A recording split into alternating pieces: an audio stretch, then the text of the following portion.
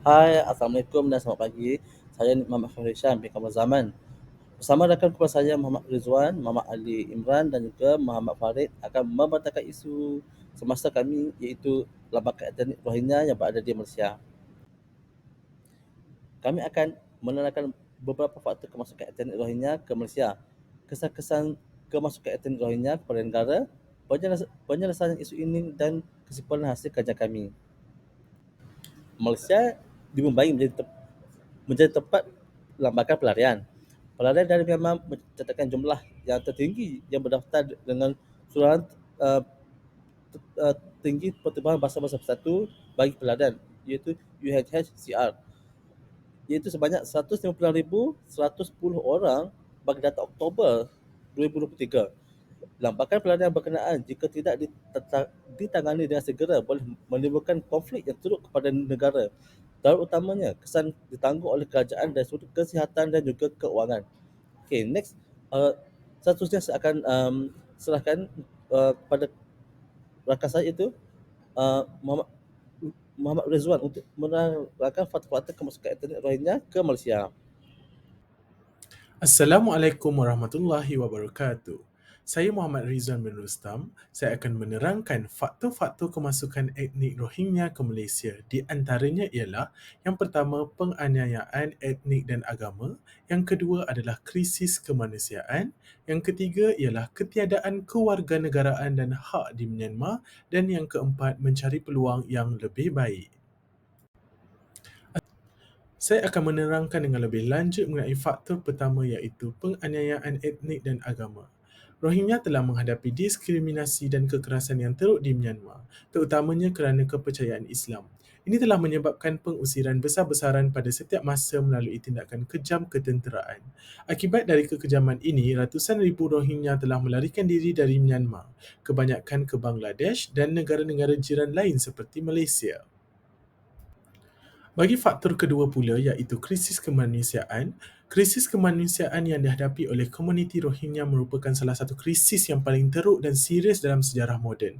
Konflik berterusan dan kekurangan keperluan asas seperti makanan, penjagaan kesihatan dan pendidikan di kawasan majoriti Rohingya di Myanmar telah menyebabkan krisis kemanusiaan memaksa ramai untuk melarikan diri.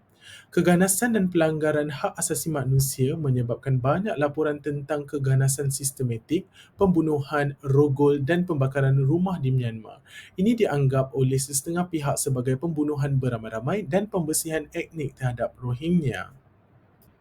Bagi faktor ketiga pula ialah ketiadaan kewarganegaraan dan hak di Myanmar. Kerajaan Myanmar tidak mengiktiraf Rohingya sebagai kumpulan etnik rasmi. Ini menyebabkan kehilangan status dan hak asasi manusia. Kekurangan status dan hak undang-undang ini menjadikan kehidupan di Myanmar sangat sukar bagi Rohingya. Keadaan diburukkan lagi oleh Undang-Undang Kewarganegaraan Myanmar 1982 yang menetapkan kriteria ketat untuk kewarganegaraan yang secara efektif mengecualikan Rohingya.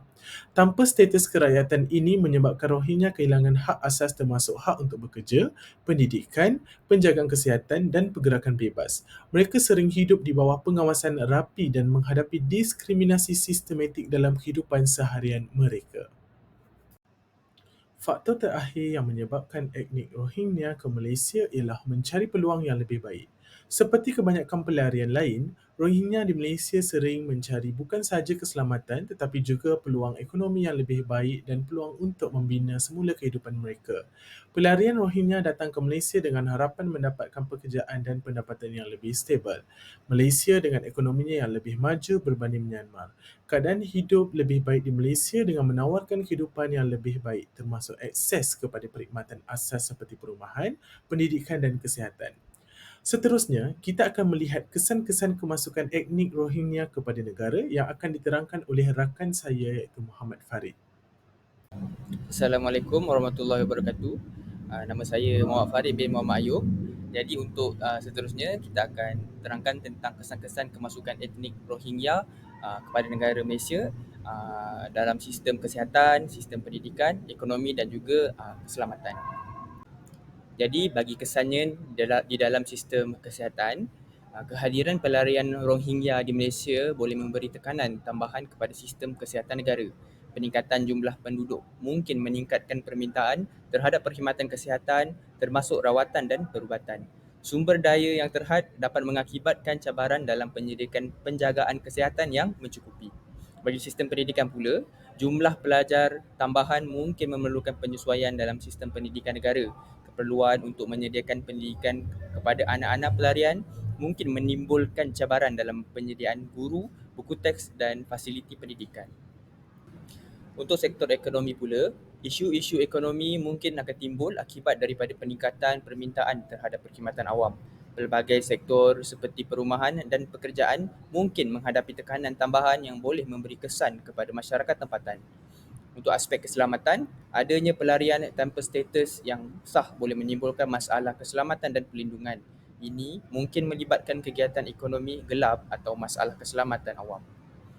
Seterusnya, saya akan mempersilakan kawan saya Muhammad Ali untuk menerangkan pula langkah penyelesaian kepada masalah ini.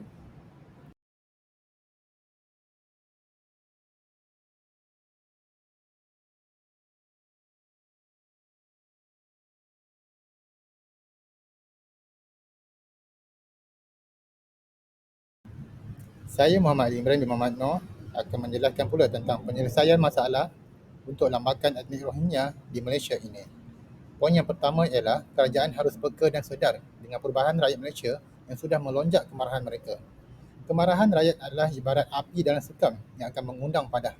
Kerajaan wajar serius dan menangani isu pelarian Rohingya ini dengan lebih tegas dan berkesan serta efektif. Poin yang kedua pula ialah kerajaan harus mengarahkan penutupan pejabat UNHCR iaitu Suruhjaya Tinggi Bangsa-Bangsa Bersatu untuk Pelarian di Malaysia. UNHCR menjadi penyelaras dan penyelia kebajikan kepada pelarian Rohingya ini dengan mengeluarkan kad UNHCR mereka daripada memfokus dan memastikan penempatan pelarian Rohingya di negara ketiga.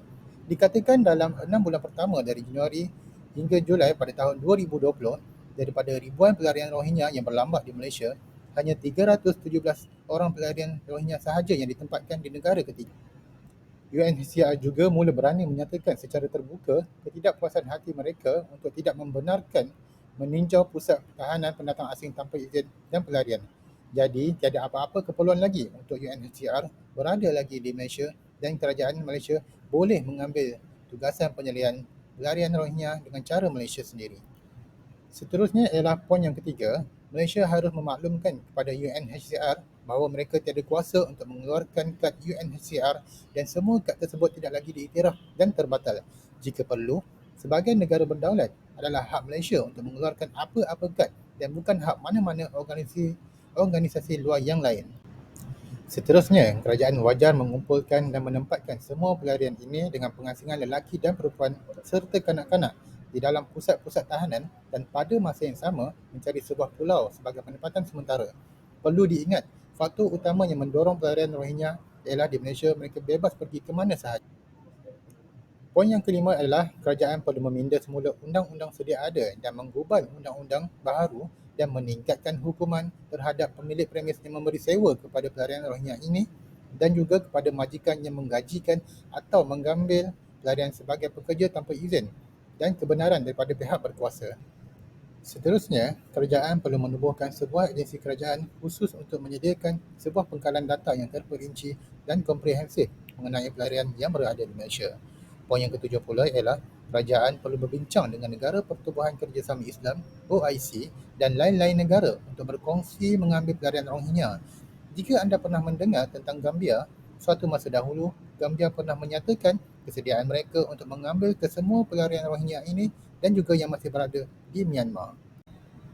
Poin yang ke-8 pula ialah kerajaan perlu menambah baik prasarana agensi dalam pasukan petugas kebangsaan dan membentuk skuadron drone yang khas untuk memantau pelarian perairan di Malaysia dan lubuk-lubuk persembunyian pelarian Rohingya. Kekerapan pelarian Rohingya dapat melepasi pengawasan dan sekatan dan bolos mendarat menunjukkan masih ada kelemahan yang harus diberi perhatian. Dan yang terakhir sekali ialah Malaysia perlu berbincang dengan Bangladesh untuk mengenai penempatan sebahagian pelarian Rohingya yang berada di Malaysia ke Basan Char, iaitu sebuah kepulauan yang terletak di negara India. Bangladesh tidak sepatutnya menolak saranan Malaysia, apatah lagi Malaysia telah berdekad-dekad lamanya membantu rakyat mereka bekerja di Malaysia. Sekiranya Malaysia masih mengambil pendekatan sambil lewa dan bagai melepaskan batuk di tangga mengenai isu pelarian Rohingya ini, Malaysia bagaikan mengundang padah di kemudian hari. Di akhir kalam ini, rumusan yang dapat kami nyatakan di sini ialah secara keseluruhannya, kehadiran pelarian Rohingya di Malaysia memberi kesan yang mencabar terhadap pelbagai aspek, termasuklah dari segi keselamatan, ekonomi, kesihatan dan pendidikan. Cabaran dalam menyediakan sumber daya yang mencukupi, integrasi budaya dan perlindungan hak asasi manusia menjadi fokus penting. Penyelesaian jangka panjang memerlukan kerjasama dalam dan luar negara untuk menangani punca akar masalah serta menyediakan sokongan yang sesuai bagi memastikan kehidupan yang lebih baik bagi pelarian dan masyarakat tempatan. Sekian, terima kasih.